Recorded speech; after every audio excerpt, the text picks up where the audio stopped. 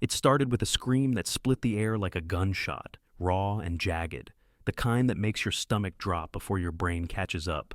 Not the dramatic wail of a movie, but the real, guttural kind, panic laced with fury, a sound that clawed its way out of the throat and hung there, demanding to be heard. In the fluorescent-lit chaos of Jefferson High's art room, 16-year-old Nia Carter stood frozen, her hand clutching a severed chunk of her own hair. The thick coiled braid she'd spent hours perfecting, now dangling like a trophy, in the grip of a smirking white boy named Ethan Voss. The room around her erupted, gasps sharp as shattered glass, laughter slicing through the air like knives, a few nervous glances darting between faces. But no one moved. Not the teacher, hunched over a stack of papers at the front, pretending the world hadn't just tilted. Not the students clustered at their tables, some wide-eyed, some grinning, all complicit in their stillness. Not even the air itself, thick with the hum of overhead lights and the faint tang of acrylic paint. It just hung there, heavy and suffocating, as if the walls had signed a pact to let this happen, to let the moment stretch and fester. Nia wasn't new to Jefferson High. She'd been there 3 months, long enough to know its rhythms, its unspoken rules, its quiet cruelties. But she was new to this. The kind of bold, public violation that didn't bother hiding behind whispers or sideways looks. She'd transferred in from the east side of town, a black girl carved from a world where the streets pulsed with life, horns blaring from rusted cars, kids shouting over the thump of basketballs on cracked asphalt, music spilling from open windows like a heartbeat you couldn't escape. It was a place where survival wasn't a choice but a skill, where you learned to spot trouble before it spotted you, where her older brother Malik had taught her to duck a punch before she could tie her shoes. Jefferson High was a different beast, sterile, polished, a suburban fortress of trimmed lawns and smug privilege, where the kids wore their entitlement like a second skin and the adults guarded it like a sacred relic.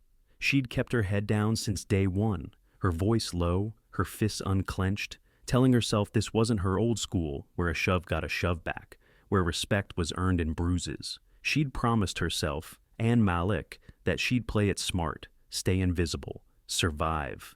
But Ethan Voss, with his gelled hair and 2 perfect teeth, had just crossed a line he didn't even know existed, and the promise she'd made was crumbling in her hands like ash. "Lighten up, princess," Ethan said, his voice dripping with mockery as he twirled the braid between his fingers like it was a toy, a cheap souvenir from a game he'd already won. "It's just hair. You've got, what, a whole head left?" His buddies, Jake Hensley and Carter Price, cackled behind him, their laughter sharp and rehearsed, a chorus of hyenas circling a kill they didn't have to hunt. Jake leaned in, his broad shoulders hunched, his voice a mock whisper loud enough for the room to hear. "Maybe she'll thank us. Looks better short, right? Less wild." His grin was all teeth, a sloppy, reckless thing that matched the messy sprawl of his blonde hair and the way he carried himself, like a bulldog off its leash, eager to bite. Carter, slouched against a table with his arms crossed, didn't laugh. He just watched, his lean frame still, his eyes glinting with something colder, calculation maybe, or boredom, or the quiet thrill of seeing how far this could go. He was the quiet one, the puppeteer who didn't need to get his hands dirty to run the show, his dark hair swept back, his gaze steady and unreadable. Where Ethan was the spark and Jake the flame, Carter was the shadow that fed the fire, the one who'd point and let the others swing. Nia didn't cry, she didn't scream again. She just stood there, her breath steadying, her dark eyes locking onto Ethan's like a predator sizing up prey too dumb to run. Her fingers tightened around the severed braid, the rough ends brushing her palm, a reminder of the hours she'd spent twisting it just right. The pride she'd felt when Malik nodded approval. The way it had swung behind her like a banner of who she was. The room didn't know it yet, couldn't feel it through their giggles and gasps, but the air had shifted, thickened with something primal, something dangerous. This wasn't a prank gone wrong. This was war, and Nia Carter was no one's victim. Back on the east side, Nia had been untouchable, not because she was loud or brash, but because she'd learned the rules early. The streets there didn't forgive softness. You walked with your chin up, your eyes sharp, your hands ready. Malik had made sure of that. He was 6 years older, a wiry figure with scars on his knuckles and a laugh that could cut through tension like a blade. He'd taught her to fight in their basement, the concrete floor cold under her bare feet, the single bulb swinging overhead as he barked orders. Keep your guard up. Pivot, don't plant. Hit like you mean it. She'd been 8 the first time he wrapped her hands, his calloused fingers steady as he looped the tape, his voice low. You don't start fights, Nia, but you damn sure finish them. Out there, they'll test you 'cause you're a girl, 'cause you're black, 'cause you're us. Don't let 'em win. That world was loud, chaotic, alive. The corner store buzzed with gossip, the old men playing dominoes under flickering neon, the kids racing bikes past graffiti-tagged walls. It was home, even when it hurt, when the cops rolled by too slow, when the landlord jacked the rent, when Malik came home with a split lip and no explanation. Nia had learned to read people there, the twitch of a shoulder, the flick of an eye, the way silence could mean more than words. She'd taken her share of hits, verbal, physical, systemic, but she'd given them back too. Her last fight at Eastside Middle had ended with a girl on the ground, Nia's knee on her chest, the crowd cheering until a teacher dragged her off. Suspension followed, then the move. Her parents had called Jefferson High a fresh start, a chance to escape the chaos. But Nia knew better. You don't escape trouble. You just trade one kind for another. Jefferson High wasn't chaos. It was control. The building loomed like a cathedral of order, all clean lines and gleaming surfaces, its brick facade framed by manicured hedges, and a circular drive where SUVs gleamed like trophies. Inside, the hallways stretched wide, lockers painted in crisp navy and white, the floors polished to a mirror shine that reflected the sterile white of the ceiling tiles. It smelled wrong, not of sweat or bleach, but of curated lemon air freshener, as if even the atmosphere had been scrubbed of anything real. Banners hung above the entrance, bold red letters proclaiming "Success through Unity," a promise that felt more like a threat. The students moved in tight, predictable packs, their backpacks slung carelessly, their phones glowing in their hands, their laughter echoing like they'd been born knowing each other. This was their kingdom, and they guarded it with the casual arrogance of kids who'd never had to question their place. Nia didn't fit here. She'd known it the moment she stepped off the bus that first day, her worn sneakers squeaking against the linoleum, her backpack patched at the seams, her braids swinging against her shoulders. The stares had started then, quick, cutting glances from girls with straightened hair and boys with designer hoodies, whispers rippling behind her like a wake. Where's she from? She looks rough? Bet she's trouble. She'd ignored it, kept her eyes forward, her jaw tight, telling herself she could outlast them. She'd survived worse than rich kids with big mouths, but survival here wasn't about fists. It was about endurance, about swallowing the small daily cuts until they stopped bleeding, or until you made them pay. Ethan Voss was the first to mark her. He was all flash, gelled hair spiked just so, a grin that showed too many teeth, a voice that carried like he owned the air.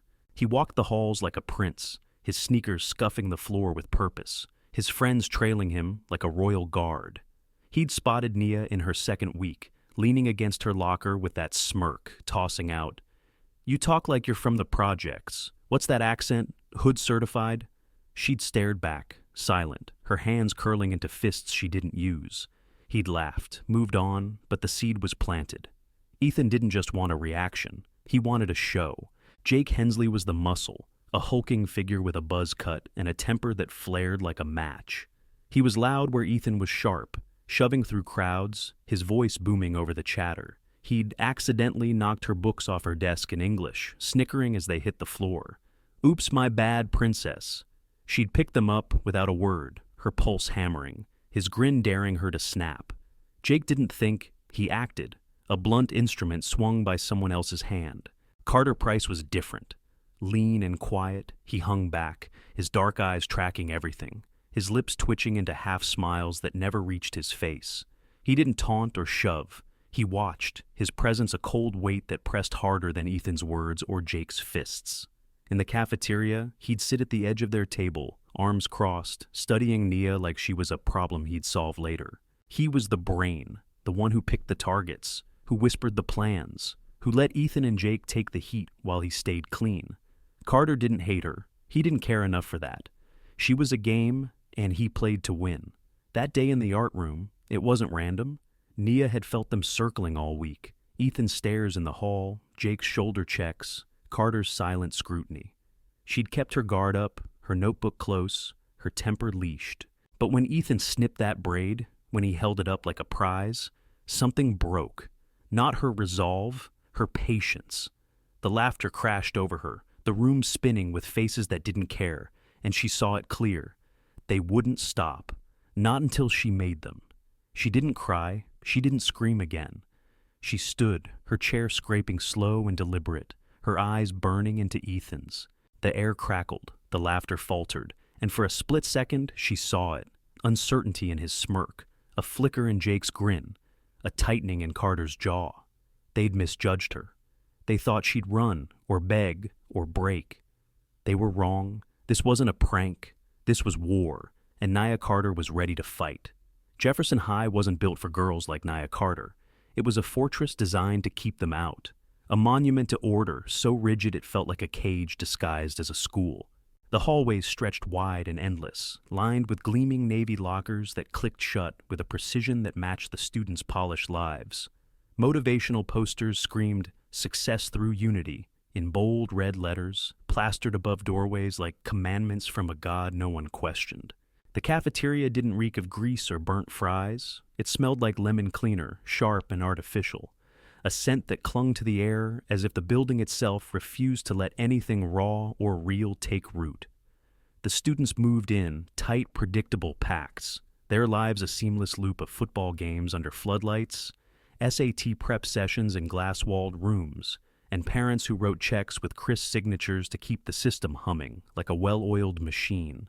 They wore their privilege like armor, designer sneakers scuffing the floor without consequence, phones glowing in their hands, laughter spilling out like they owned the sound itself. This was their world, and they guarded it with the casual arrogance of kids who'd never had to fight for anything. Nia's old neighborhood was a different planet, a jagged, pulsing contrast that didn't bend to anyone's rules. There were no polished SUVs parked in neat rows or manicured hedges trimmed to perfection. Instead, cracked sidewalks stretched beneath flickering streetlights. Corner stores glowed with neon signs that buzzed and sputtered, and the air thrummed with a rhythm that pulsed with survival. Horns blaring from cars with dented fenders. Kids shouting over the slap of sneakers on asphalt. Music spilling from open windows like a lifeline. It was a place where life didn't wait for permission, where every day was a negotiation between grit and grace. Nia had grown up dodging fists and slurs, her senses sharpened by necessity, her body trained to move before her mind could hesitate. Her older brother Malik had been her teacher, his voice steady in the dim light of their basement as he wrapped her hands with worn tape, the concrete floor cold under her feet. "You don't start fights," he'd said, his dark eyes locking onto hers, "but you damn sure finish them." She'd been 6 when he taught her how to throw a punch, her small fist smacking the pad with a force that made him nod, a faint smile breaking through his stern mask. She'd learned to ride a bike later, but the lesson of survival came first, because in their world, it had to. Here at Jefferson High, though, the rules were different, or so they thought. The bullies didn't come at you with fists swinging in the open. They wielded smirks that cut deeper than knuckles, whispers that slithered through the halls like poison, and a kind of casual cruelty that hid behind the flimsy shield of "just kidding." They didn't need to bloody their hands. The system did the bruising for them. Ethan Voss was the loudmouth, the frontman who craved an audience like oxygen, his gelled hair spiked just so, his voice booming with a confidence that didn't need to prove itself. He strutted through the school like a king, his grin a weapon he flashed at anyone who dared meet his gaze, his words tossed out like grenades meant to explode on impact. Jake Hensley was the muscle, all bravado and no brains, a hulking figure with a buzz cut and a temper that flared like dry tinder. He was the kind of kid who'd shove you in the hallway and call it an accident, his broad shoulders a battering ram he used without thought, his laughter a low, guttural bark that dared you to push back. Carter Price was the real threat, silent, sharp, a shadow with eyes that saw too much and said too little. He didn't shout or shove. He watched, his lean frame still, his dark hair swept back, picking the targets with a precision that left the others to take the fall. Together, they were a machine, oiled by the unspoken promise that no one would stop them, not the teachers who turned blind eyes to boys being boys with a shrug, Not the principal, who preached fairness from behind a locked office door, but never stepped into the fray. Not the system itself, a towering structure of rules and privilege built to protect them long before Nia ever walked through its polished glass entrance. She'd seen it coming, though, felt it in her bones the way you feel a storm before the sky darkens.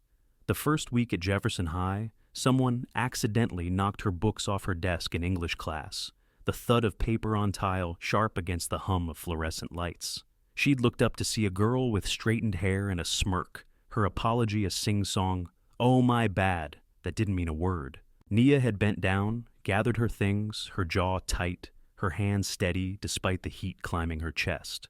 The second week, in gym class, a wiry blonde named Kelsey muttered "ghetto trash" as they ran laps, her voice loud enough to sting, but quiet enough to deny if pressed. Nia had kept running, her sneakers pounding the track, her breath even, her eyes fixed on the horizon, while Kelsey giggled with her friends, safe in their bubble. By the third week, Ethan had started circling, a shark scenting blood, testing her with comments that jabbed like needles. Her clothes too worn, her accent too thick, her existence too much. "You talk like you're from the projects," he'd said once, leaning against her locker with that grin, his voice dripping with mock curiosity like he'd invented the insult. She'd ignored it, kept her fists balled under the table in homeroom, told herself this wasn't East Side Middle where a shove got a shove back, where disrespect was met with a fist or a glare that ended it. She'd promised Malik she'd keep her head down, play their game, outlast them. But the scissors, the braid, that wasn't a test. That was a declaration. A line crossed with a snip and a smirk, a gauntlet thrown down in a room full of witnesses who'd rather laugh than fight. Nia's old world didn't coddle, it forged. The East Side wasn't just a place. It was a proving ground, a sprawl of low-rise apartments and sagging porches where every corner held a story, every face a lesson. The air there was thick with sound, car engines rumbling, bass lines thumping from open windows, the sharp clack of dominoes on folding tables outside the corner store, where old men traded barbs and cigarette smoke. It smelled of fried fish on Fridays, exhaust fumes, and the faint tang of sweat from kids racing bikes down alleys too narrow for cars. Nia had grown up fast there, her childhood a blur of scraped knees and sharp edges. She'd learned to read trouble in the tilt of a head, the curl of a lip, the way a shadow moved too slow on the sidewalk.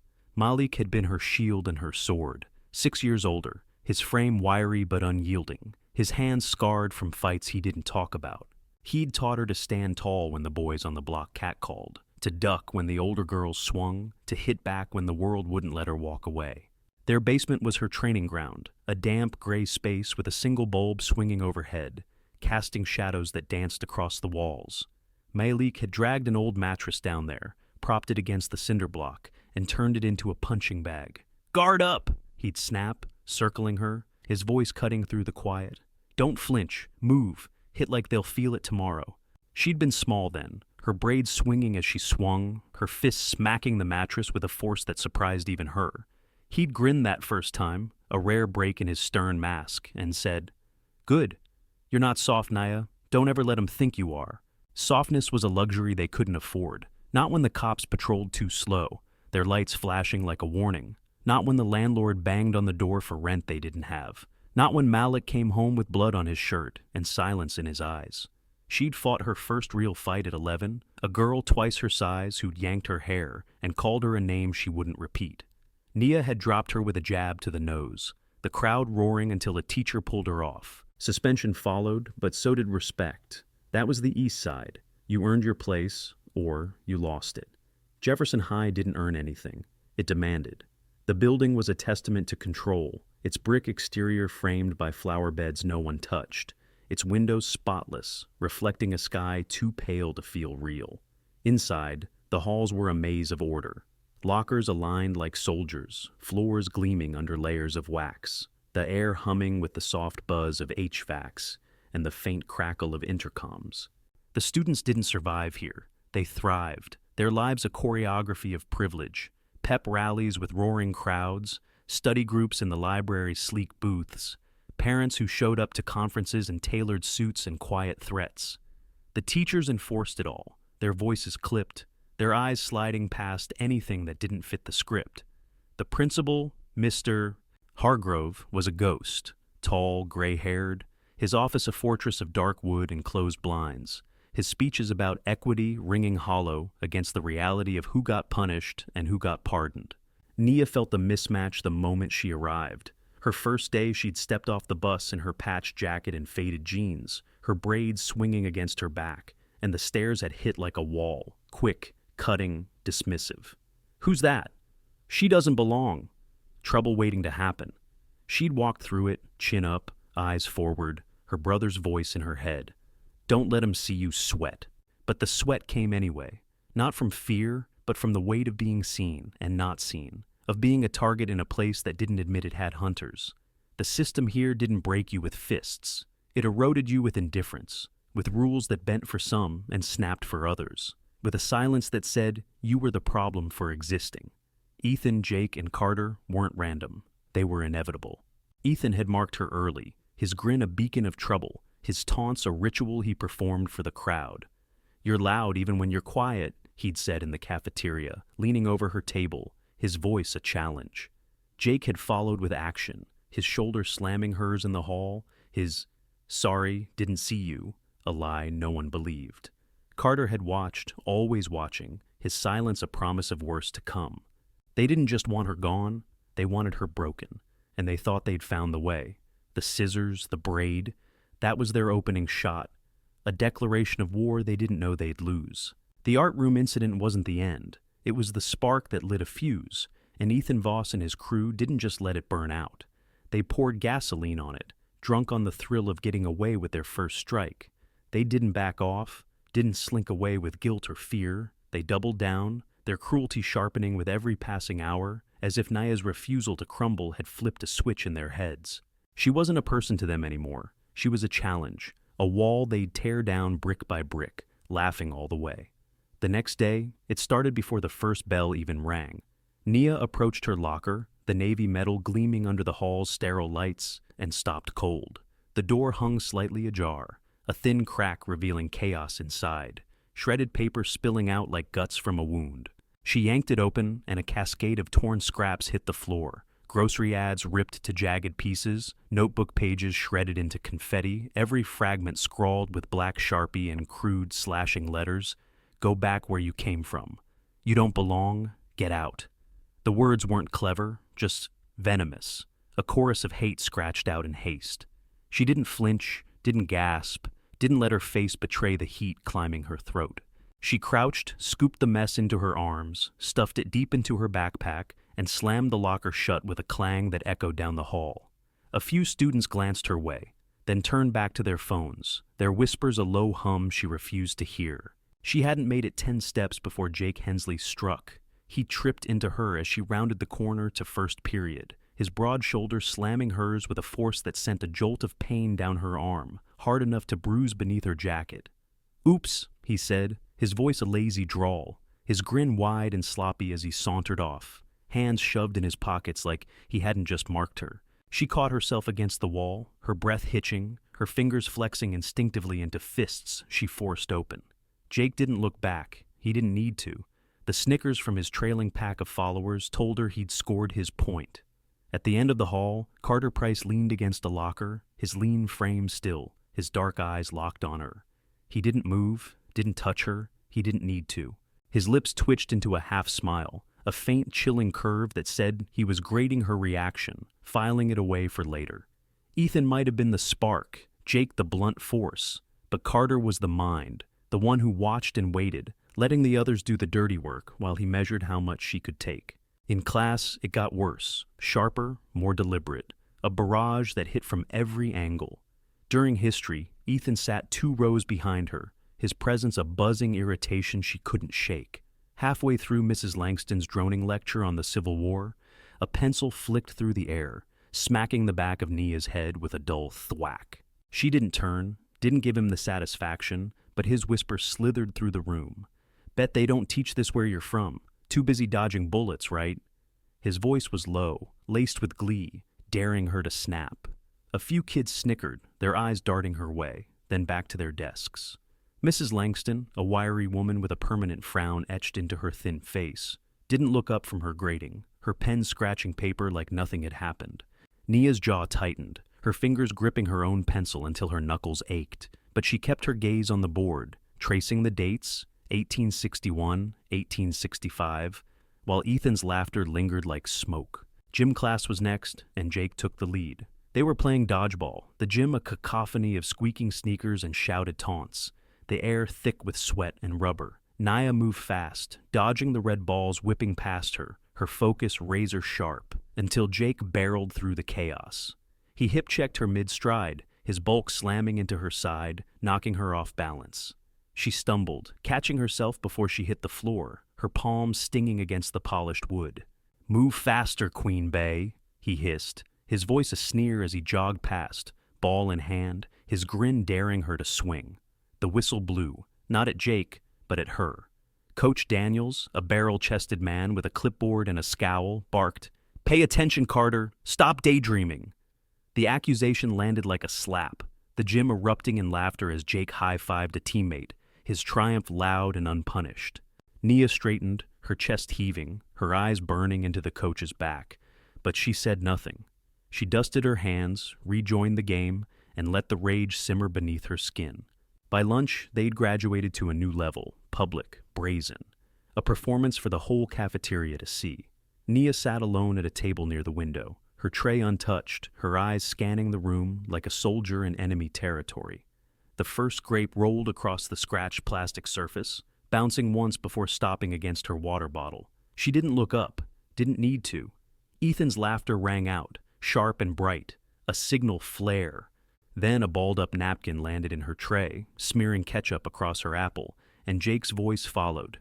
"Special delivery, princess."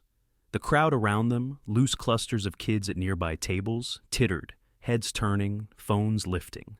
Nia's chest tightened, a vice squeezing her ribs, but she kept her hands still, her face blank. Then Carter's voice cut through the noise, smooth and cold, loud enough to silence the chatter. "Why so serious? Smile for once."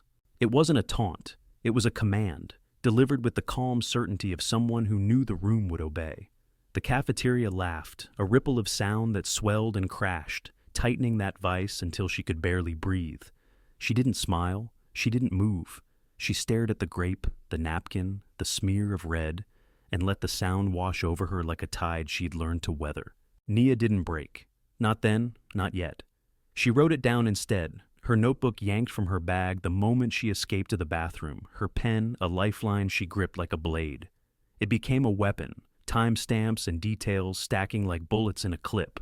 12:03 p.m., grape thrown, Ethan laughing, table 6 watches. 12:05 p.m., napkin hits tray, Jake smirks, Kelsey from gym giggles. 12:07 p.m., Carter says, "Smile," crowd watches, no one stops it. She didn't know why she started. Maybe instinct. Maybe something Malik had drilled into her years ago in that dim basement, his voice steady as he taped her hands. "Evidence wins when fists can't. They'll lie, Nia. Make sure you've got the truth." Her pen moved faster than her pulse, scratching out every move, every word, every blind eye turned, her silence louder than their taunts.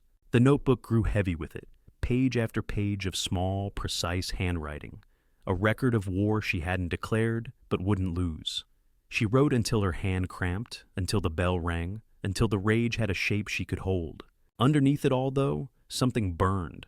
Not just anger, but something deeper, older, a rage carved into her bones by every too black stare, every "you don't belong" sneer she'd swallowed, since she was old enough to notice the world didn't want her whole. She'd heard it from teachers who assumed she cheated when she aced a test, their eyebrows lifting in disbelief as they handed back her paper. She'd seen it in cops who eyed her on the street like she'd stolen something just by breathing, their hands resting too close to their holsters. She'd felt it in the East Side, where girls yanked her braids and boys tested her fists, where survival meant proving you weren't prey. Here at Jefferson High, it was sharper, more personal, a blade honed by privilege and wielded with glee. They didn't just hate her, they hated that she wouldn't bend, wouldn't shrink, wouldn't play the role they'd scripted for her, the quiet black girl who took it and stayed quiet. Ethan wanted her tears, Jake wanted her fear, but Carter, he didn't hate her at all. He studied her, his dark eyes dissecting every flinch she didn't make, every word she didn't say, like she was a puzzle he'd solved by breaking it apart piece by piece. To him, this wasn't personal. It was a game, and her resistance was the only rule he hadn't mastered. The attacks didn't stop. They multiplied, spreading like cracks in glass, each one testing a new edge of her endurance. The day after the cafeteria, Nia found her desk in chemistry defaced, the wood scratched with jagged letters. Trash. She slid into her seat, her fingers tracing the grooves, her classmates' whispers buzzing like flies. Ethan sat across the room, his grin flashing as he leaned toward Jake, his voice a stage whisper. Guess she's used to sitting in garbage. Mrs. Langston walked in, glanced at the desk, then at Nia, her frown deepening before she turned to the board without a word. Nia's pen scratched another entry. 9:15 a.m. Desk carved, Ethan taunts, teacher ignores. Later, in the library, Jake accidentally knocked her chair as she studied, sending her books crashing to the floor. Clumsy me, he said, his laugh a bark as he strode off, leaving her to pick up the scattered pages while the librarian shushed her for the noise. The hallways became a gauntlet. Kids she didn't know joined in, girls giggling behind their hands, boys tossing comments like hood rat and charity case as she passed. One day, a grape hit her shoulder from a crowd she couldn't pinpoint, the laughter too widespread to trace. Another time, her locker was jammed with a wad of gum, the door sticking as she pried it open, Ethan's voice floating from nearby. Sticky fingers, huh? Carter never struck, just watched, his presence a shadow that followed her from class to class, his half-smile a promise of more to come. The teachers saw it all. Mrs. Langston's averted eyes, Coach Daniel's gruff, focus up, the librarian's tight-lipped glare, and did nothing. The system didn't just allow it, it fed it, a machine that churned out excuses while Nia's notebook grew thicker, her silence heavier. Every attack stoked that fire, a blaze she kept banked beneath her calm. It wasn't new. This rage had roots that stretched back years, tangled in memories she couldn't shake. She remembered her third-grade teacher, Mrs. Ellis, who'd smiled thinly when Nia scored perfect on a math test, then asked in front of the class, "Did someone help you with this?" She remembered the cop who'd stopped her at 12, his hand on his gun, his voice hard. "What are you doing out here?" When she'd just been walking home from the store. She remembered the fights on the east side, girls pulling her hair, boys shoving her into walls, the sting of being too much in a world that wanted her small. Here, it was worse, personal, precise, a campaign to erase her. Ethan and Jake wanted her to crack, but Carter wanted her to disappear, and that made him the most dangerous.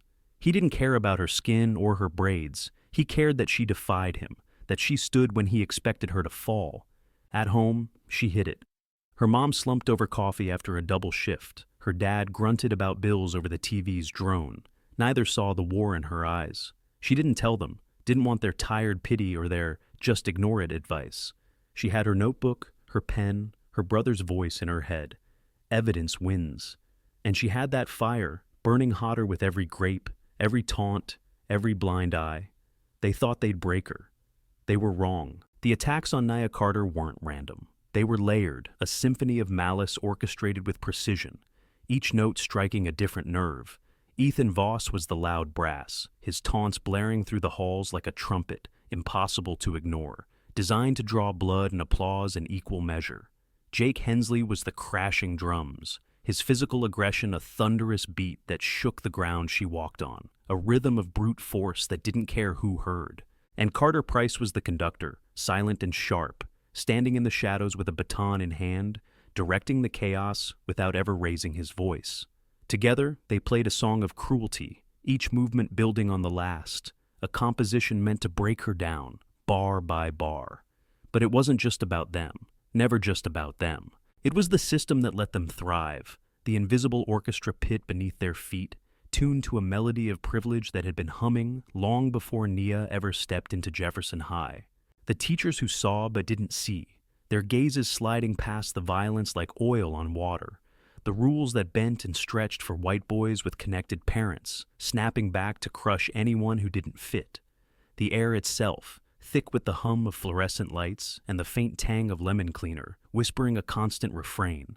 This is ours, not yours. Nia felt it every day, a weight that pressed against her chest, subtle but unrelenting.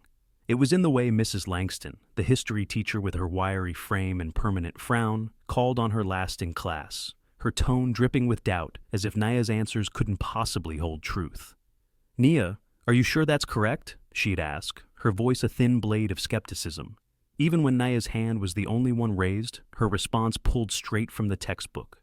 The room would shift then, heads turning, whispers rustling like dry leaves, while Mrs. Langston's eyes lingered just long enough to imply something unsaid, something about Nia's place. It was in the guidance counselor's office, too, a cramped space with peeling motivational posters and a desk cluttered with coffee mugs where Ms. Hargrove, blonde, brisk, perpetually distracted, had called Nia in after Jake's shove in the hall.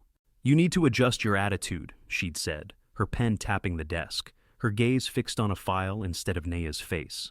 "We can't have disruptions. Maybe try blending in more."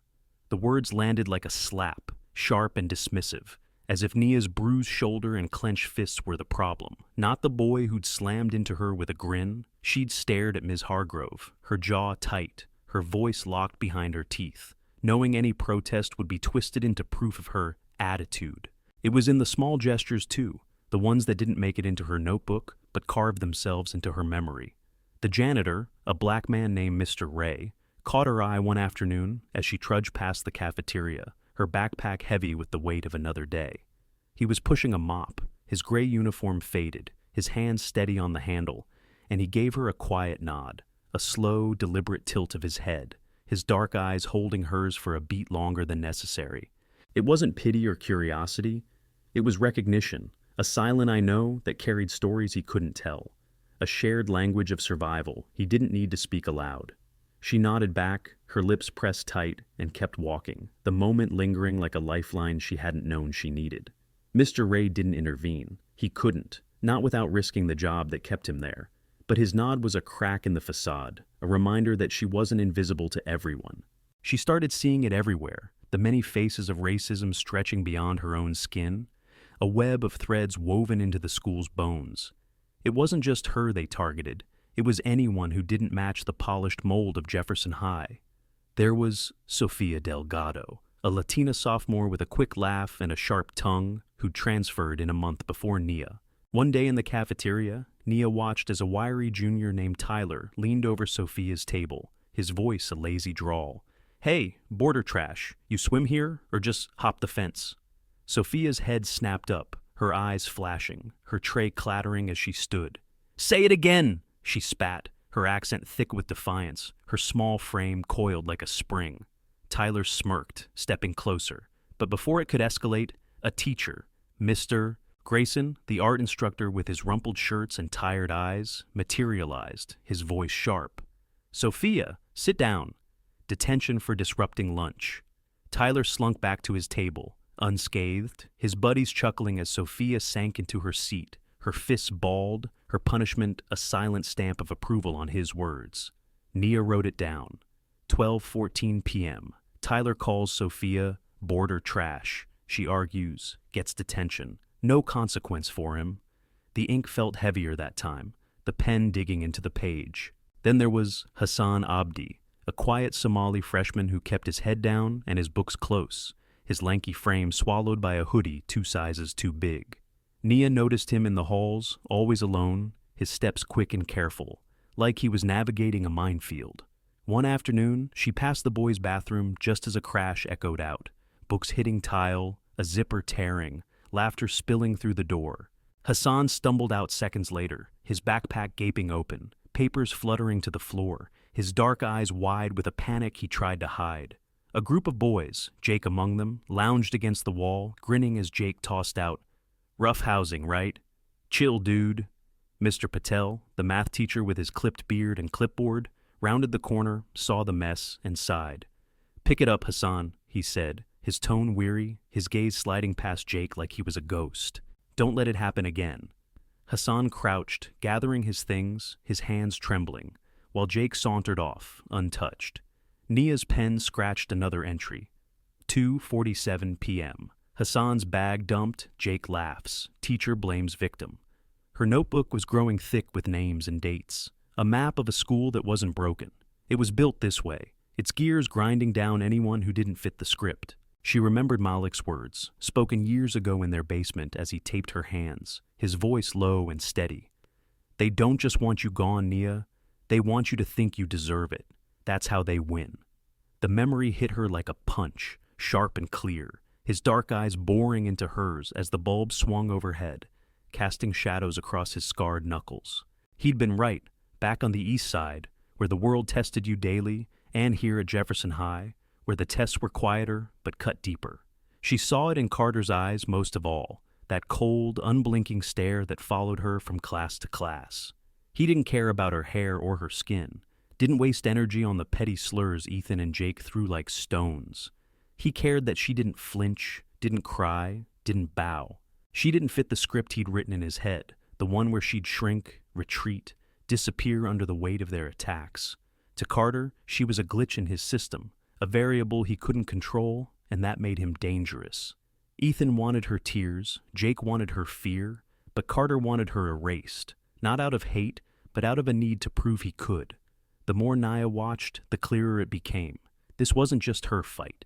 The school was a machine, its parts oiled by indifference, its rules a shield for the Ethans, Jakes, and Carters of the world. She started noticing the others, kids like Sophia and Hassan, their stories echoing hers in quiet, fractured ways. There was Jamal, a wiry junior with a quick grin, who'd aced a physics test only to have Ms. Carter, the science teacher, pull him aside after class. "Did you get help on this?" she'd asked, her voice tight, her eyes narrowing as if his 98 couldn't possibly be his own. Nia overheard it from the hall, saw Jamal's shoulders stiffen, his smile fade as he muttered, "No, ma'am," and walked away. She wrote it down. 10:22 a.m. Jamal accused of cheating. No proof. Teacher doubts him.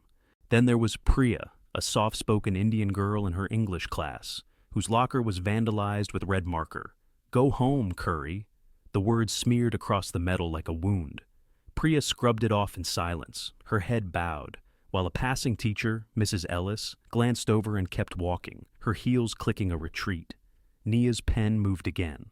8:05 a.m., Priya's locker defaced, no action taken. The incidents piled up, a litany of small violences that didn't make headlines but left scars all the same. A Chinese exchange student, Li Wei, had his lunch tray accidentally knocked over in the cafeteria, rice scattering across the floor as a boy laughed. "Back to the takeout line, huh?" The lunch monitor, a burly man named Mr. Klein, barked at Li Wei to clean it up, his voice gruff, his eyes blind to the culprit. Nia's notebook captured it. 12:33 p.m. Li Wei's tray dumped, blamed, no punishment for attacker. Each entry was a brick in a wall she was building, a record of a school that didn't just fail to protect. It actively punished the wrong people, its silence a weapon as sharp as Ethan's taunts or Jake's shoves. She saw it in the way the principal, Mr. Hargrove, stayed holed up in his office, his deep voice booming over the intercom about community values, while the halls told a different story. She felt it in the way the air seemed to thicken around her, around Sophia, around Hassan, a pressure that said they were intruders in a space never meant for them. At home, the war stayed hidden, locked behind Nia's ribs where no one could see it. Her parents didn't notice, or didn't want to, their own battles leaving them blind to hers. Her mom, a nurse who worked doubles at the county hospital, slumped over the kitchen table each night, her scrubs wrinkled, her coffee cold, her eyes fixed on a spot Nia couldn't reach. She'd mutter about patience, bills, the endless grind, her voice a tired drone that barely lifted to ask, "How was school?" Nia would shrug, "Fine," and let the silence swallow the lie. Her dad, a mechanic with oil-stained hands and a permanent squint, spent his evenings in front of the TV, the news flickering across his face as he grunted about keeping out of trouble between sips of beer. They'd moved here for better opportunities, trading the East Side's chaos for Jefferson's promise. But the cost was a distance that grew with every unspoken word. The kitchen table became a no-man's land, meals eaten in quiet, doors closing too hard, a coldness that didn't come from the weather, but from years of exhaustion they couldn't name. Nia didn't tell them about Ethan's scissors, Jake's shoves, Carter's stares. She didn't tell them about the notebook, its pages thick with timestamps and rage, or the fire burning in her chest that kept her awake at night. She didn't need their pity. She'd seen it in their eyes too often, after Malik's arrests, after the eviction notices, after the fights that left her bruised but unbowed. She needed their fight, the kind they'd had when they were younger, when her mom marched at protests and her dad rebuilt engines for neighbors who couldn't pay. But that fight was gone, worn down by time and survival, and Nia wouldn't beg for it. She had her own, quiet, steady, growing, and it would have to be enough. Carter's gaze was the hardest to shake. It followed her like a shadow, cold and calculating, a mind game she couldn't escape. He didn't throw food or carve desks. He didn't need to. His weapon was patience, his stare a scalpel that probed for weakness. She saw it in the cafeteria when he leaned back, arms crossed, watching her dodge Ethan's grapes. In the hall when he lingered as Jake slammed her shoulder. In class when he tilted his head, studying her silence like a code he'd crack. He didn't care about her blackness or her braids. Those were Ethan's toys, Jake's targets. He cared that she didn't flinch, that she met his eyes without blinking, that she wrote instead of wept. She was a puzzle he couldn't solve, a script he couldn't rewrite, and that made her a threat, not to his pride, but to his control. Nia felt the weight of it all, the system, the trio, the school's many faces of racism, but she didn't bend. She remembered Malik's lessons. They win when you think you're less. She wasn't less. Not to Mrs. Langston, not to Ms. Hargrove, not to Carter. Her notebook was her shield, her silence her sword, and every day she walked those halls, she defied them. They didn't know it yet, but they'd picked the wrong girl. It happened on a Tuesday, gray and heavy, the kind of day where the sky presses down like a warning, its clouds thick and low, smothering the world in a damp, oppressive hush. Nia Carter felt it all morning, a prickle on her skin, a tightness in her chest, a hum of instinct she couldn't shake. The air at Jefferson High was different that day, charged with an unspoken threat, as if the building itself knew something was coming. She moved through the halls like a soldier in a war zone, her steps measured, her eyes scanning every corner. Ethan's stares followed her from first period, sharp and predatory, his gelled hair catching the light as he leaned against lockers, whispering to his pack with a grin that promised trouble. Jake's snickers echoed behind her in second period, loud and grating, his broad frame jostling desks as he accidentally bumped her chair, his laughter a taunt she ignored with clenched fists. Carter's quiet presence loomed through it all, a storm cloud waiting to break, his dark eyes tracking her from a distance, never close enough to touch, always close enough to feel. By fifth period, art class again, the tension had coiled so tight inside her, it felt like a spring about to snap, a pressure she could taste, metallic and bitter, on her tongue. The art room buzzed with restless energy, a hive of noise and motion under the flicker of fluorescent lights. Students sprawled across tables, their voices a low drone, some doodling on sketch pads, others whispering in the tight clusters, their glances darting her way, then skittering off like startled birds. Mr. Grayson, the teacher with his rumpled shirts and perpetually tired eyes, was distracted, perched at the front desk, flipping through a dog-eared magazine, his focus lost in glossy pages of landscapes he'd never visit. Paint jars lined the shelves, brushes bristled in cans, and the faint smell of acrylic hung in the air, sharp against the lemon cleaner that clung to everything here. Nia sat near the window, the gray light filtering through streaked glass, her pencil a lifeline to calm, as she traced aimless lines on a blank page. She wasn't drawing anything real, just shapes, curves, a rhythm to keep her hands steady, her mind quiet. Outside, the wind rattled the panes, a soft howl that mirrored the storm brewing inside her. She told herself to breathe, to hold it together, to outlast them one more day. But the air was wrong, too thick, too still, and she knew, deep in her bones, that this wouldn't be like the other days. Then she heard it, the snip of scissors, a quick, clean snap like a bone breaking, followed by the soft thud of hair hitting the floor. The sound cut through the room's hum, sharp and unmistakable, and her hand froze mid-stroke, the pencil trembling against the paper. She didn't need to look. She felt it, the tug at her scalp, the sudden lightness where a braid had been. Ethan Voss was behind her again, his presence a heat she could sense without turning, his grin audible in the way he exhaled, smug and triumphant.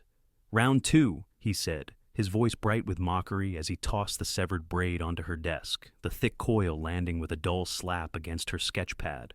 It lay there, frayed and lifeless, a piece of her stolen for the second time, its dark strands stark against the white paper. Jake Hensley howled from the side, his laughter a guttural explosion. "She's gonna cry this time! Look at her face!"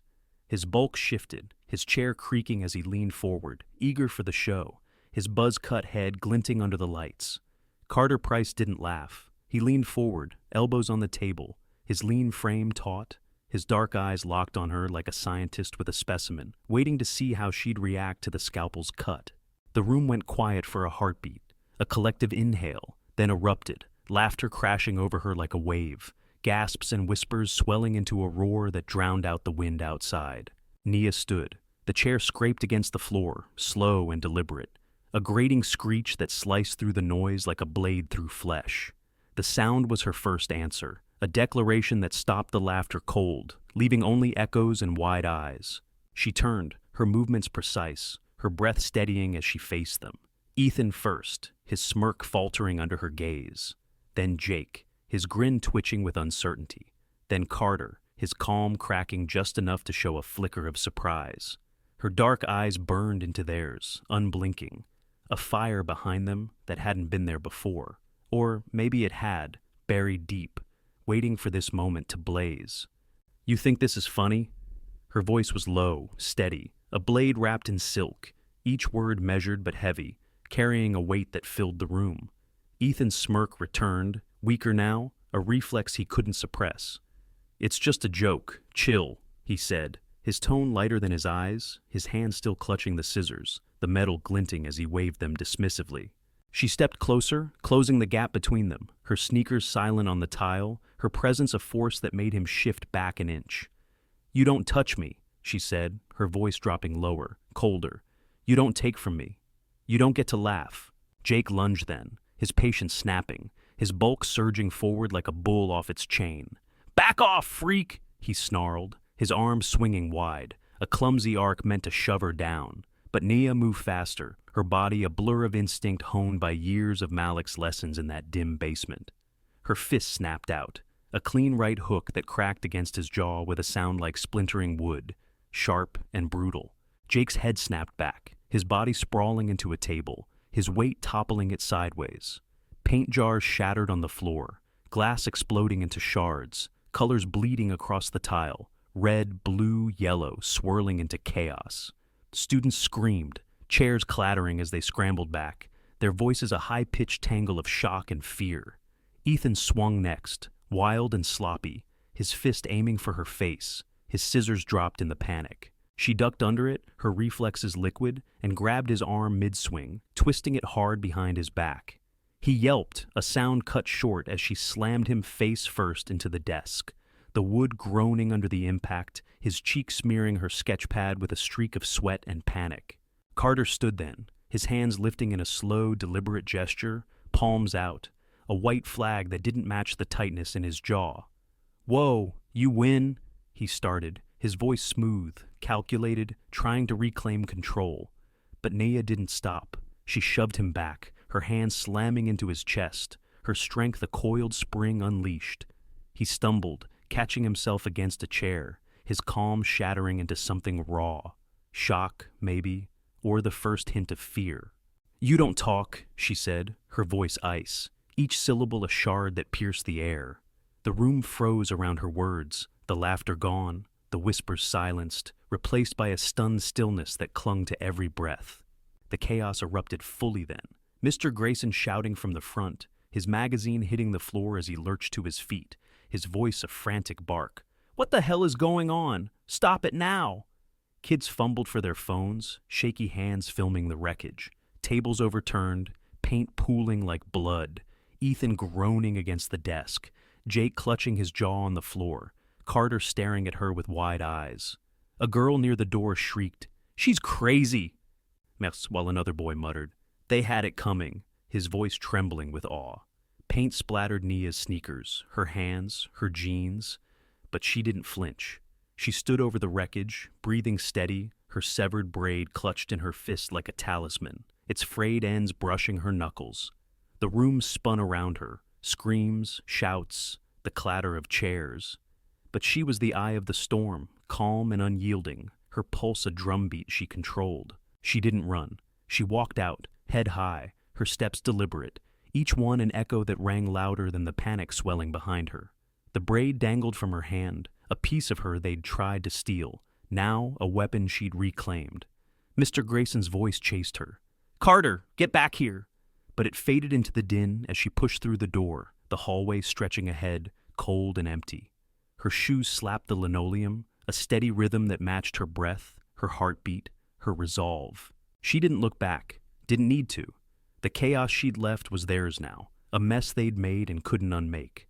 She felt the weight of eyes through the glass panels as she passed, students peering out, teachers stepping into the hall, but she kept moving, her chin up, her gaze fixed forward. That Tuesday hadn't started with the snip. It had been building since dawn, a slow burn that grew hotter with every hour. Nia woke to the gray light seeping through her cracked blinds, the air in her room heavy with the promise of rain. Her mom was already gone, her dad asleep on the couch, the TV flickering static. She'd dressed in silence, jeans, a faded hoodie, her braids pulled tight, knowing the day would test her. At breakfast, she'd barely touched the cold cereal, her stomach a knot she couldn't untie. The bus ride was a gauntlet, whispers from the back, a grape flicked at her seat, Carter's stare from 3 rows ahead, unblinking and cold. She'd gripped her backpack, her notebook inside like a shield, and told herself to hold on. First period brought Ethan's taunts. "Sleep in the hood last night?" His voice cutting through the morning announcements. Second period was Jake's shove, his shoulder clipping hers as she reached her locker, his oops, a lie she ignored. Third period, history, had Mrs. Langston's doubt. "Nia, that's an interesting interpretation." Her tone a dismissal that stung. Fourth period, gym, was a dodgeball war where Jake aimed every throw at her, his grin daring her to swing. By fifth period, art class, the tension was a wire pulled taut, vibrating with every breath she took. She'd sat by the window, her pencil moving to keep her steady, but the wire was fraying, and they'd brought the scissors to cut it clean. When Ethan snipped that braid, it wasn't just hair, it was everything. The weeks of taunts, the shoves, the stares, the system that let it happen. All of it poured into that moment, a flood she couldn't hold back. She'd stood because she had to, fought because they'd left her no choice. Malik's voice rang in her head. "Finish it, Nia," as her fist met Jake's jaw, as Ethan's arm twisted, as Carter's calm broke. She didn't see the room, the kids, the paint. She saw every time she'd swallowed their poison, every time she'd let it slide. Not this time. The braid in her hand was proof. They could take, but they couldn't keep. She walked out not as a victim, but as a victor, the echo of her steps a warning they'd hear long after she was gone. The fight in the art room wasn't the end. It was the beginning, a match struck in a room full of dry tinder, igniting a fire that spread faster than anyone could contain. Word raced through Jefferson High like wildfire, phones buzzing with shaky footage that lit up screens before the final bell. Nia Carter snaps, takes down 3 boys. The video was grainy, chaotic, paint jars shattering, Ethan's face slamming into the desk, Jake sprawled on the floor, Carter stumbling back. But it was unmistakable. By the next morning, the school was a battlefield, its sterile halls transformed into a war zone of whispers, glares, and shifting allegiances. The air crackled with tension, thick and electric, as if the building itself had taken sides.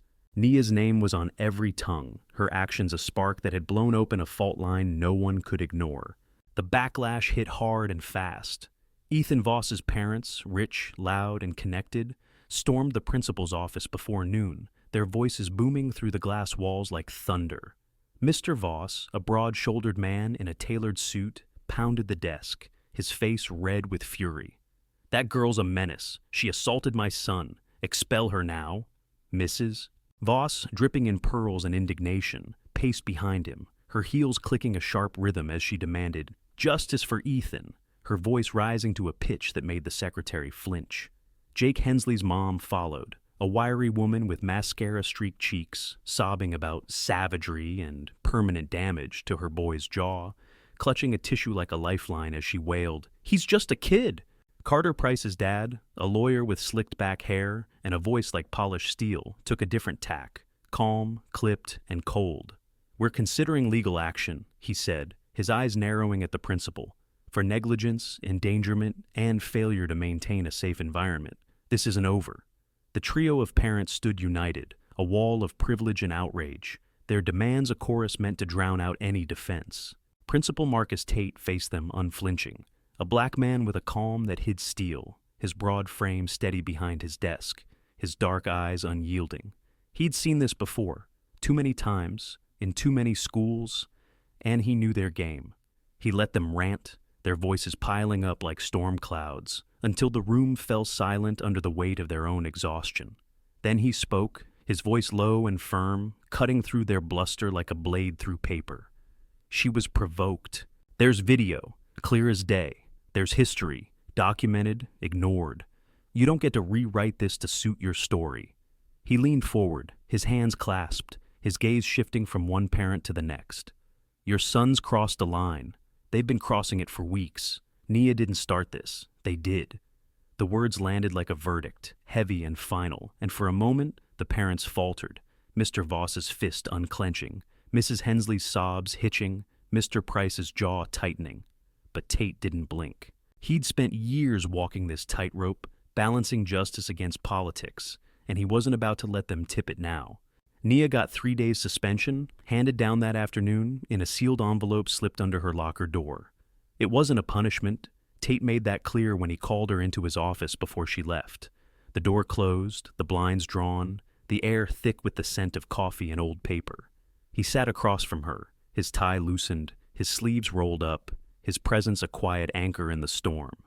"This isn't about discipline," he said, his voice soft but steady, his eyes locking onto hers. "It's a shield. They'll come for you harder now. Parents, kids, maybe even the district. 3 days gives us time to move." He slid a fresh notebook across the desk, its cover plain and black, its pages crisp. "Document everything, every word, every look, every time they step out of line. We're not done, Nia. This is a war, and we're fighting it together." She took the notebook, her fingers brushing its edge, her silence a pact sealed without words.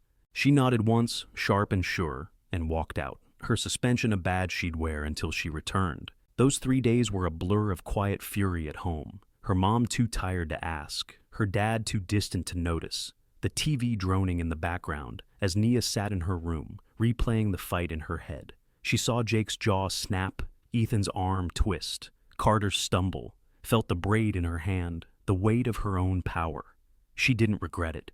She couldn't. When she returned on the 4th day, the halls were electric, a current running through every glance, every whisper, every step. Some kids stared, their eyes wide with fear or awe, their phones clutched tight as if the video might play again at any moment. Some whispered, their voices a low buzz. "She's back. Did you see her hit them?" Their heads turning as she passed. A few nodded, small, hesitant gestures from kids she didn't know, their faces marked with something like respect, like she'd won a battle they hadn't dared fight. Ethan and Jake avoided her, their heads down, their swagger gone, Ethan nursing a bruised cheek, Jake with a faint limp. But Carter watched, his gaze sharper now, plotting, his silence a promise of retaliation she could feel in her bones.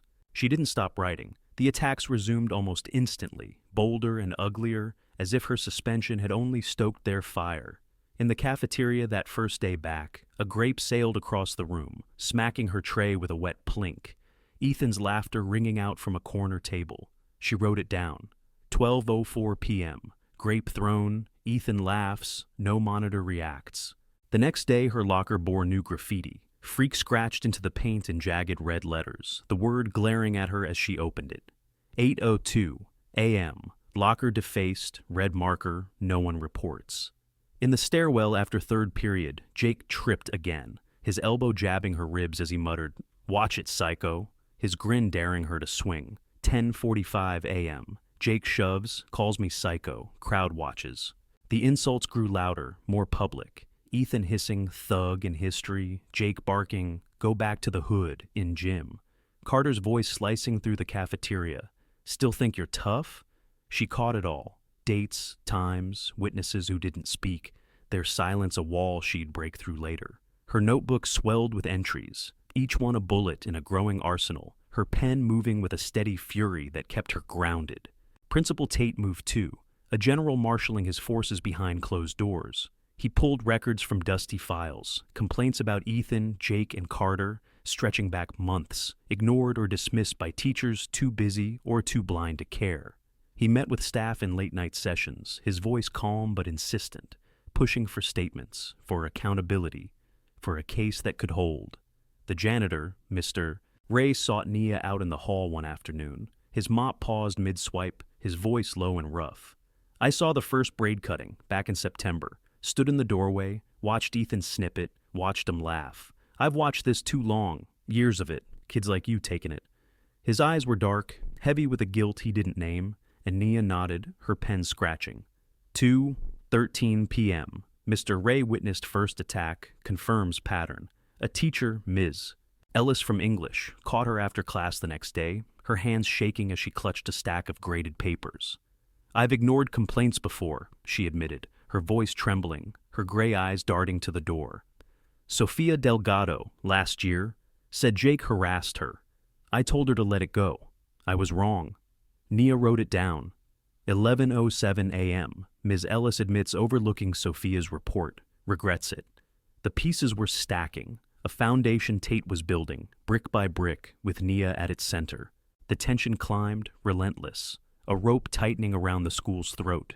The graffiti spread, bitch on her locker the next week, smeared in black this time, the letters dripping like blood.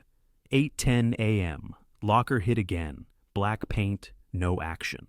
In the stairwell after lunch, a girl Nia didn't know shoved her from behind, her shoulder slamming the railing, a hissed, "You don't belong," fading as the girl vanished into the crowd. 1:22 p.m. Unknown, girl shoves, insults, disappears. Carter upped the ante one gray afternoon, stepping close in the hall, his breath warm against her ear as he murmured, "You think you're untouchable now?" His voice was silk over steel, his eyes glinting with a challenge she hadn't seen before. She turned, inches from his face, her own gaze unflinching. "I think you're scared." He blinked, a crack in his calm, and stepped back, his lips twitching into that half-smile that hid something darker. She knew she'd hit a nerve, knew it in the way his hands flexed, the way he lingered a beat too long before walking off. 3:15 p.m. Carter threatens, I push back, he retreats. The war wasn't just Nia's anymore. It rippled outward, pulling others into its orbit. Sophia Delgado approached her in the cafeteria the second week, her tray rattling as she slid into the seat across from Nia. "Heard what you did," she said, her voice low, her dark eyes steady. "Tyler's been quieter since. Thanks." Nia nodded, her pen pausing. 12:18 p.m. Sophia acknowledges change, credits me. Hassan Abdi caught her in the hall later, his hoodie pulled tight, his voice a whisper. "They dumped my bag again last month, stopped after you hit 'em." 2:50 p.m. Hassan reports less harassment. A quiet freshman, Priya, left a note in Nia's locker. "You're brave. I wish I was." Her handwriting small and shaky. 8:03 a.m. Priya's note, anonymous but clear. The nods grew, small, fleeting gestures from kids who'd never spoken to her, their eyes carrying a mix of fear and gratitude. She wasn't alone anymore, but she wasn't safe either. The enemy regrouped too. Ethan and Jake stayed physical, grapes, shoves, graffiti, but Carter shifted tactics, his mind game sharpening. He started rumors, whispers that slithered through the halls. "She's unstable. She attacked for no reason. She's dangerous." She heard them in class, saw them in the glances that lingered too long, felt them in the way teachers hesitated before calling on her. He cornered her again after gym, his voice a low hiss. "You're digging your own grave." She stared back, her silence a wall. 2:30 p.m. Carter warns. I don't respond. The tension was a live wire, sparking with every move, every word. Tate fought his own battles, his office a command center of files and late-night calls. He met with the superintendent, his voice steady as he presented the video, the records, Nia's notebook, proof that couldn't be buried. He faced the parents again, their threats louder now, lawsuits, board complaints, media pressure, but he held firm. Your sons aren't victims, they're perpetrators. He pulled Mr. Ray into a closed meeting, the janitor's testimony a quiet bombshell, Anne convinced Ms. Ellis to sign a statement, her shaky hand trembling as she wrote. The case grew, a weapon forged in silence, aimed at the heart of the system. Nia walked the halls with her head high, her notebook heavier each day, her fight no longer just hers. The war had unfolded, and she was its center, untouchable, unyielding, a force they couldn't stop. It broke open during a district hearing, unannounced and unexpected. A powder keg lit in a room that wasn't ready for the blast. The meeting wasn't on the public calendar, slipped into a Thursday evening slot with a vague agenda line about disciplinary review. But word had leaked, and by 6 p.m., the district office's conference room was packed to the walls. Parents crowded the folding chairs, their faces a mix of curiosity and outrage, their voices a low hum of speculation. Press squeezed in along the edges, local reporters with notepads, a TV crew from Channel 7 adjusting their camera, a freelance journalist scribbling furiously in the back. Teachers and staff lingered near the door, some standing stiffly, others shifting uncomfortably, their presence a reluctant nod to the storm they had ignored too long.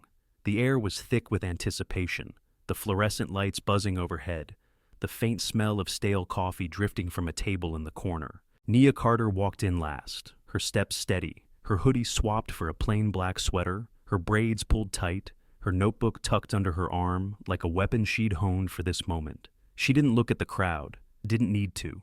She felt their eyes, their whispers, their judgment, and let it roll off her like water off stone.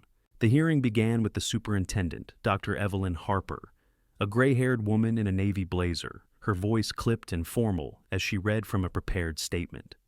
"We're here to address recent events at Jefferson High," she said, her glasses perched low on her nose, her gaze skimming the room. "Our goal is transparency and resolution." The words were hollow, a bureaucratic shield, and the crowd shifted, parents muttering, reporters scribbling, a low ripple of skepticism spreading. Then Principal Marcus Tate stepped forward, his broad frame filling the space at the front, his calm a steel thread running through the chaos. He didn't speak at first, just set a laptop on the table, plugged it into a projector, and clicked play. The art room footage flickered onto the screen, grainy but brutal, Ethan snipping Nia's braid, Jake howling with laughter, Carter leaning in to watch, the room erupting as Nia's fist cracked Jake's jaw. Gasps punched through the silence, a mother in the front row covering her mouth, a reporter's pen freezing mid-word. Tate let it run, the sound of shattering paint jars and Ethan's groan filling the space, then cut it off. "This isn't isolated," he said, his voice low and steady, his eyes sweeping the crowd. "This is a pattern, documented, ignored, enabled." Nia spoke next. No tears, no script, just facts delivered with a voice like a hammer striking iron. She stood at the front, her hands loose at her sides, her gaze fixed on a point beyond the room, her words cutting through the hum like a blade. "They cut my hair because they thought I'd take it," she said, her tone even but unyielding, each syllable a blow. "They taunted me for weeks, shoves, insults, trash in my locker, because they thought I'd break. They were wrong." The room froze, her voice a weight that pinned every listener, stripping away the excuses they had clung to. She didn't flinch, didn't waver, didn't soften the edges. Her truth was raw, unapologetic, a mirror held up to a system that had failed her. Tate backed her with evidence, sliding files across the table. Nia's notebook, its pages thick with timestamps, records of ignored complaints about Ethan, Jake, and Carter, statements from Mr. Ray and Ms. Ellis, their words a quiet confession of complicity. The paper trail was meticulous, a rope tightening around the district's neck, and when Tate added the cafeteria footage, grapes flying, Carter's smile, taunt, the room erupted. Questions flew like shrapnel. "How long has this been happening? Why wasn't this stopped?" Parents shouting over each other, their voices a tangle of anger and disbelief. Ethan's father surged to his feet, his face red, his fist clenched. "This is a setup. She's the aggressor." Jake's mom sobbed louder. "My son's a victim." While Carter's dad leaned forward, his lawyer's tone icy. "This evidence is circumstantial. We'll challenge it." Reporters scribbled faster, the TV camera panning to capture the chaos, the air crackling with accusations and denials. But Tate didn't budge, his calm a wall they couldn't breach, and Nia's silence, standing there, head high, braid in hand, spoke louder than their noise. The system was exposed, its cracks laid bare, its gears grinding to a halt under the weight of truth it couldn't bury. Dr. Harper banged a gavel, her voice straining. "Order, please!" But order was gone. The reckoning had begun. The hearing didn't end with applause or resolution. It ended with a fracture, a splintering that echoed through Jefferson High in the days that followed. By Monday, Ethan Voss had withdrawn, his locker cleared overnight, his family's SUV gone from the parking lot. Word spread fast. His parents had pulled him after a heated meeting with Tate, their threats of lawsuits fading into a quiet retreat. Jake Hensley transferred the next week, his mom citing safety concerns in a tearful call to the district, his absence marked by a limp and a bruised ego that didn't return. Carter Price stayed, but he shrank, his swagger evaporated, his lean frame slinking through the halls with his head down, his power stripped away like paint peeled from a wall. He didn't taunt, didn't stare, didn't plot, at least not where Nia could see. The trio's machine had crumbled, its gears scattered, its reign ended by a single fight that had cracked their world open. The district moved quickly, their response a flurry of damage control wrapped in formal language. Dr. Harper issued a public apology the following Friday, a typed letter emailed to every parent and posted on the school's website. "We regret the incidents at Jefferson High and commit to ensuring a safe, equitable environment for all students." Policies were rewritten over the weekend, mandatory bias training for staff, a new harassment reporting system, stricter disciplinary codes, words on paper that promised change but rang hollow to Nia. She didn't care about their apologies, their policies, their carefully crafted regret. She cared about the real shifts, the ones she could feel. In the hall the Monday, a freshman girl, small, shy, her dark eyes wide, stopped her near the lockers. "Thanks," she whispered, her voice trembling but sure. "They used to mess with me, called me names. They don't now." Nia nodded, her throat tight, and kept walking. 8:15 a.m. Girl reports less harassment, credits me. The notebook wasn't just hers anymore. Sofia Delgado started carrying one, her pen scratching out Tyler's taunts, her jaw set with a fire Nia recognized. Hassan Abdi showed her his own pages one day, dates of accidental shoves, now stopped. His quiet nod, a mirror of her own. Priya slipped a folded list into Nia's bag, times she'd been ignored in class, now tracked, and a group of juniors formed an informal watch, their eyes sharp for the next Ethan or Jake. The silence that had once been fear was shifting, breaking into something new, vigilance, defiance, a chorus of voices that wouldn't shrink. Nia had fought, not just for herself, but for every kid who'd been told to take it, to bend, to disappear. And they were fighting back in their own way, her spark lighting theirs. The reckoning didn't stop at Jefferson High. It rippled outward, a stone dropped in still water, its waves lapping at the district, the town, the systems that had propped up the status quo. The local paper ran a front-page story, "Student Stand Exposes Bullying Crisis," with quotes from the hearing, snippets of Nia's words, and a still from the art room video that made readers flinch. Parents called the school board, not with threats but with questions. "What else have you missed? Who's protecting our kids?" A community meeting followed, packed with faces Nia didn't know, their voices rising in a demand for answers the district couldn't dodge. The superintendent's office released a preliminary findings report, admitting multiple oversights in handling prior complaints, a bureaucratic confession that fueled more outrage. Teachers like Ms. Ellis faced scrutiny, some resigned, others retrained, while Mr. Ray's testimony sparked whispers of a whistleblower fund for staff who spoke out. Nia's name became a symbol, not just in the halls but in the streets beyond. At the corner store near her old East Side block, the cashier, a grizzled man named Mr. Jones, grinned when she walked in. "Heard you took 'em down, girl. Good on you." Her brother Malik, home on parole, watched the news clip of the hearing, his scarred hands still as he nodded. "That's my sister, finishing what they start."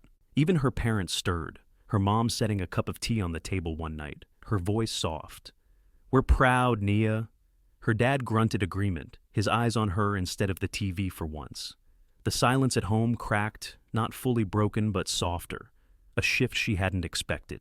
The twist came weeks later, quiet and unscripted, a moment that caught Nia off guard. It was a cold Thursday, the sky a slate of gray, the school settling into a new rhythm, tense but steady, its wounds still raw.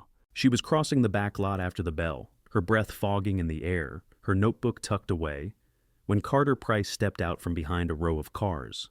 He was alone, his usual pack gone, his lean frame hunched against the wind, his dark hair tousled, his hands shoved deep in his pockets. She stopped, her body tensing, her eyes narrowing as he approached, his steps slow, his gaze fixed on the ground until he was close enough to speak. "I didn't think you'd win," he said, his voice quiet, stripped of its usual silk, a raw edge she hadn't heard before. He looked up then, his eyes meeting hers, tired, hollow, missing the glint of control she'd always seen.